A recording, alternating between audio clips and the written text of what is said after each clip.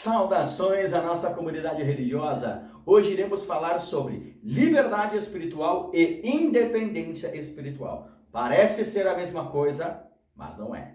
Liberdade espiritual é quando você recebe a confiança de um mentor, de um mestre, para dar continuidade ao culto de forma individual, de forma mais íntima. Ou seja, quando você recebe materiais consagrados, leva para a sua casa e lá você dará continuidade às suas manutenções periódicas, às manutenções básicas, enfim. Você vai absorver os conhecimentos e colocá-los em prática por suas próprias mãos. Com isso você vai evoluir espiritualmente e mentalmente. Você vai aprender com as práticas, melhorando a sua autoconfiança, melhorando muito também da sua sintonia com o culto, com as entidades envolvidas. Você vai melhorar a sua afinidade, mediunidade, intuição. Você também irá aprender tanto com os acertos quanto com os erros. Você irá aprender com os resultados e com as faltas de resultados.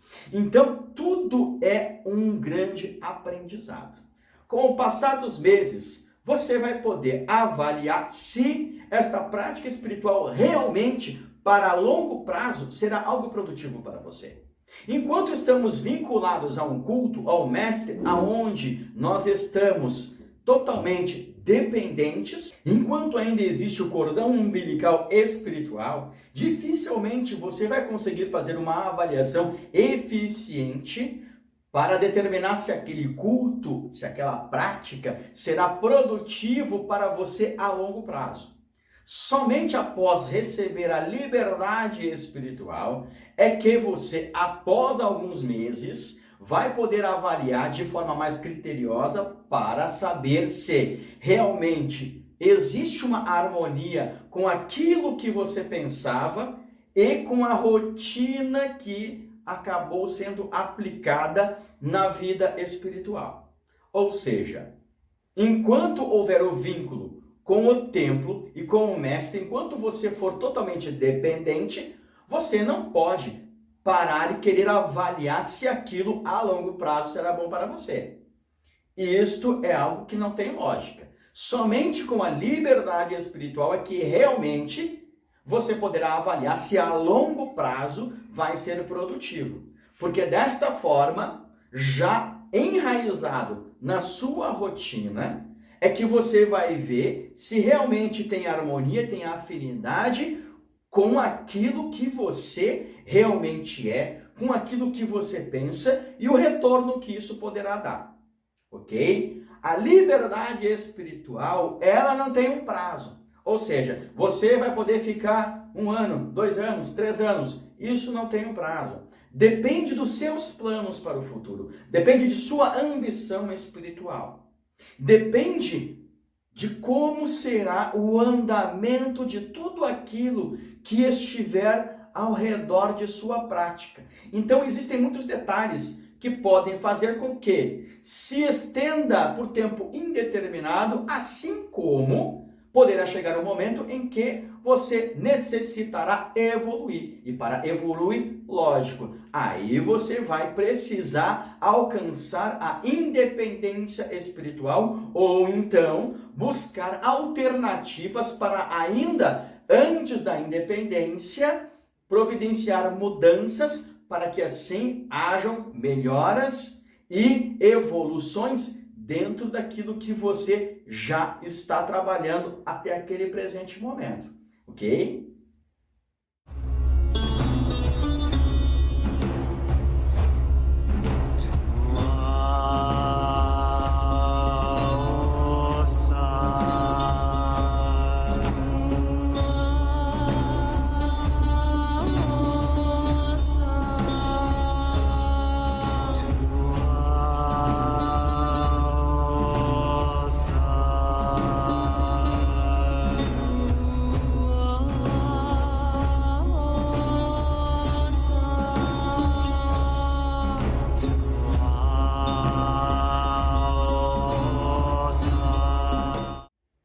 Antes de receber a liberdade espiritual, você pode sim fazer uma avaliação prévia se será algo produtivo para você a curto, médio espaço de tempo. Aí sim, esta avaliação é perfeitamente possível enquanto ainda existe o cordão umbilical espiritual. Mas agora, a longo prazo, você só conseguirá fazer esta avaliação após você receber a liberdade espiritual e mesmo assim, após alguns meses de ter conquistado esta liberdade espiritual, ok? A independência espiritual é um momento no qual você é consagrado mestre dentro daquele culto, dentro daquela prática. Partindo deste momento, você está independente. Isto significa que não existe mais a necessidade de você estar amparado por aquele mestre, por aquele mentor. Isto não significa que você não possa mais pedir ajuda, auxílio para aquele mestre, para aquele mentor. Mas, partindo deste momento, você está totalmente liberado para seguir o culto e também iniciar outras pessoas e assim seguir evoluindo cada vez mais. E entenda também um grande detalhe. Digamos que seja na Quimbanda, tá? Você iniciou na Quimbanda Nagô, teve a liberdade na Quimbanda Nagô e teve a independência na Quimbanda Nagô. Você já é mestre. Se em algum momento você quiser mudar de vertente, ou seja, agora eu não quero mais ser da Quimbanda Nagô, eu quero experimentar ir para a Quimbanda Mussifim. Você tem o direito de fazer a transformação você mesmo. Exatamente. Você mesmo pode fazer a transição da Quimbanda Nagô para a Quimbanda Mussifim. Mas, entenda, você precisa ter o conhecimento de como fazer essa transição e de como é tocada a outra vertente. Com isso, você pode até ter o apoio teórico de outro mestre e você mesmo fazer tudo. Neste caso, você continua mestre. Você não está iniciando, você está em transição. Iniciar é uma coisa, transitar, transformar é outra. Ok? Mas digamos que você não tem a confiança ou conhecimento para isso e você vai buscar um outro mestre para que ele faça a transição para você. Partindo deste momento, é o outro mestre que vai, através da ideologia e dos conhecimentos dele, definir se você vai poder fazer a transição e na transição ainda continuar mestre ou se você terá que partir do zero. Isto é muito importante você entender. Quando você está mudando de vertente, é o outro mestre que vai definir se você poderá dar continuidade no seu mestrado ou se você terá que partir do zero. Ah, mas o direito adquirido? O direito adquirido é dentro da vertente na qual você recebeu o direito. Certo? Então, se você muda de vertente, os direitos, eles poderão ser interpretados como contínuos ou interpretados como não válidos ou válidos parcialmente, dependendo do conhecimento e da ideologia do mestre e da própria vertente a qual está tentando a transição. É muito importante porque algumas pessoas pensam que direito adquirido não pode ser tomado. Exatamente. Mas você tem o direito adquirido dentro daquela estrutura espiritual. A mesma coisa que faculdade. Você faz a faculdade de medicina. Beleza. Aí vem a especialização. Se você faz uma especialização para clínico geral, você não é pediatra, você é clínico geral. Mas agora, você pode sim fazer a especialização para pediatra. Você ainda tem o seu conhecimento, você tem toda a sua bagagem que teve da faculdade, mas agora você terá que estudar e passar por um novo processo para ter o direito a ser pediatra. A mesma coisa dentro das vertentes religiosas. Não estou falando apenas de quimbanda, estou falando de qualquer culto religioso aonde se tenha vertentes variadas dentro daquele culto. Como, por exemplo, o culto a orixás, a quimbanda, algumas variantes de magia e assim por diante, ok? Anda mambo gansaya. Então, meus amigos, quando você conquista a independência espiritual, ou seja, quando você se torna mestre dentro daquele culto, você tem o direito da consagração, o direito de dar vida, o direito da criação.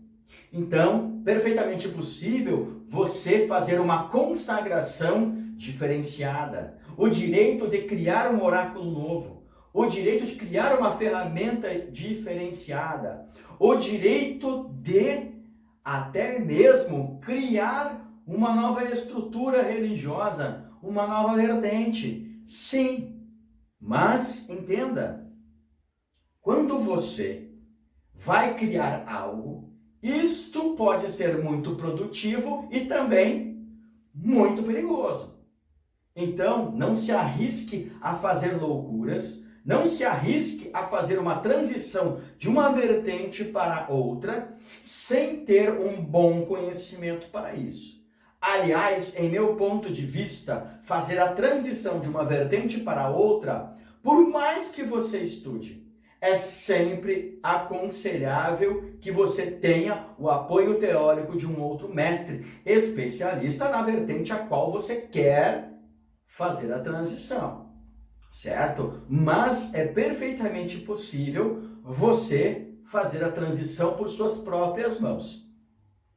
É direito do mestre criar, dar vida, mas é algo muito perigoso se for feito de forma totalmente aleatória ou pouco estudado, sem fundamento, sem base. O mesmo é possível, por exemplo, de pegar fundamentos de outras vertentes e aplicar dentro da sua, mas isto é necessário um grande estudo, é necessário ter compatibilidade de ideias e fundamentos, é algo muito delicado a ser feito. Não é errado, mas é algo perigoso e que necessita de bastante estudo e de bastante inclusão de práticas, pensamentos, autoconfiança. É necessário ter um controle emocional muito grande, porque no momento em que você faz algo de diferente, qualquer desequilíbrio psicológico ou emocional pode fazer com que você faça uma avaliação prévia totalmente errada. Exemplo: fiz a consagração, um assentamento de uma entidade de forma diferenciada. Fiz alguns estudos, planejei, estudei e fiz a consagração daquela entidade. A entidade passou pelos preparativos, passou por sacrifícios, foi montada, foi ativada, beleza. 2, 3 dias depois acontece alguma coisa de ruim na minha vida. Se eu estou emocionalmente, psicologicamente instável, talvez eu interprete como aquela coisa ruim que aconteceu, aquele problema que aconteceu, é derivado daquilo que eu fiz lá dentro da espiritualidade. E nem tudo que acontece em nossa vida é reflexo da espiritualidade. Sendo assim, um mestre, ele tem muitos compromissos espirituais, mas também ele tem que ter uma responsabilidade dobrada consigo mesmo em primeiro lugar, certo? Bom, pessoal, o assunto de hoje é esse. Espero ter ajudado de alguma forma, contribuído com alguma forma, e não vou me estender muito, mas basicamente era isso que eu queria deixar para todos aqui, porque isto é motivo de dúvidas de muitas pessoas que ficam mandando ali sugestões para nós, ok? Então, fica aqui o meu fraterno abraço. Anda mambo do can mage baram.